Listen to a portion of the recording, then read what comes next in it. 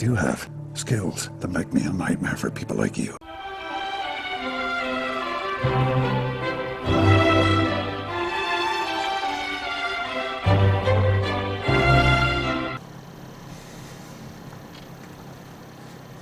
G'day everyone. Alright. Official Information Act requests or questions and the answers that I've gotten. And all up there's been 4 or 5 different OIA requests, some about questions and other case references are in relation to actual service requests, such as black out the faulty lines that shouldn't be there at Auckland Transport. The first one I'm going to read out to you here is dated on the 8th of February. This is from Rick Bidgood, the Acting Parking Compliance Manager. Dear Mark, Local Government Official Information and Meetings Act 1987, case number or CAS-948937-Q6R5C4. Thank you for your letter dated the 9th of January requesting information about how an infringement notice is served to a person if there are 2 registered owners and details of the infringement adjudicator that signed the letter sent to you on the 3rd of November. Auckland Transport has supplied the details of the registered owner of a vehicle from New Zealand Transport Agency. As there are 2 registered owners for vehicle FAN394, I'd like to point out that it is not a vehicle. FAN394 is a registration plate that is associated to a private motor car. Your name was first, so the infringement was served to you. The adjudicator's name is not required by law. So they'll give you a piece of paper saying, "Nut, tough shit, we've looked at it, we don't give a fuck, pay up anyway," and they'll put looks like an electronic generated signature there with no name. Although yet ironically, Rick signed the document with a signature and his name printed. AT refuses your request under section 72F subsection 2 of the Leguima. Withholding is necessary to maintain the effective conduct of public affairs through the protection of members, officers or employees of local authorities from improper pressure or harassment. Really? I'm just asking for reverse liability, but as you can see, they're protecting themselves. Harassment is anything or 2 or more instances within 12 months where a person gives another person a cause to fear for their safety or their family's safety or their property. Okay, now, how on earth is supplying your name on a letter that you're officially responsible for, because your signature can't be read, going to get you in any sort of improper pressure or harassment? It is ridiculous. But this is the shit they hide behind. We trust the above information has addressed your request. However, should you believe that we have not dealt with your request appropriately, you have the right, in accordance with section 27.3 of Leguima, to make a complaint to the Office of the Ombudsman and seek an investigation and review of this in regard to this matter.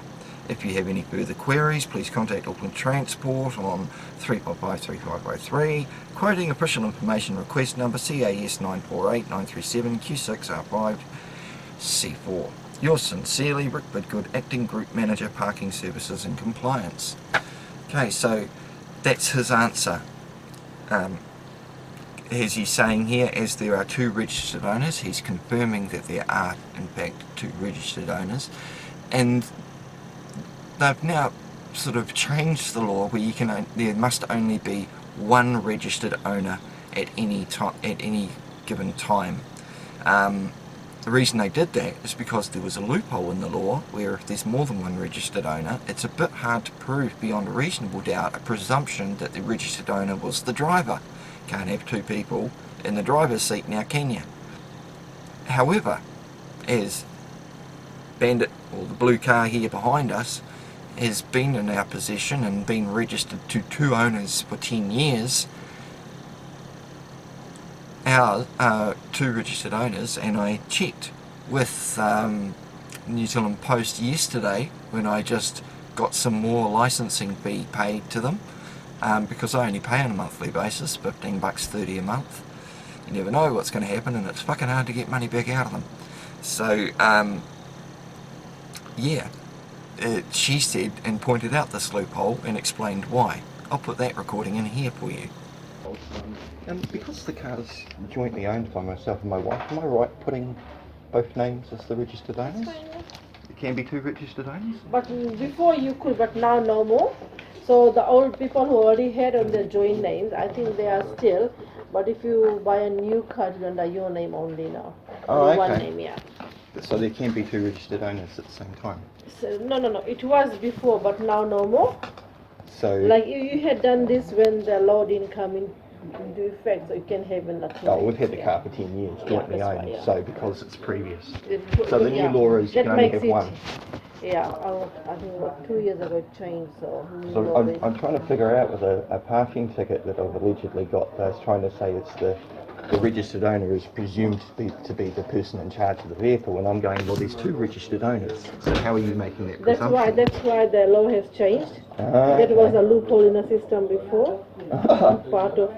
So we still have the loophole because we've had it registered for so long. I don't know what the land transport number you've got to take out. You have to check with land transport. Yeah, well, it's section 243 of the Land Transport Act says there can only be one registered person per time. 15, 30.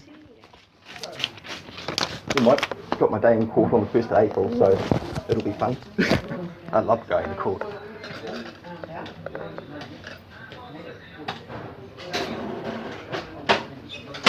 So where is a second person? You don't know? My wife? Yeah. At home. Oh, so? In bed.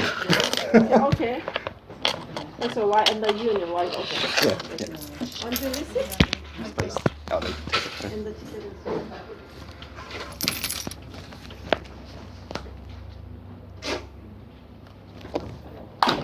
Thank you. Thanks so much. Have a good day, eh? Yes, thank you. Illuminating, wasn't it? So, that's the end of that official information response. Stay tuned, there'll be another one coming up real soon. Thanks all for watching. Hope you enjoy yourselves. See ya. Load it, cock it, let it go.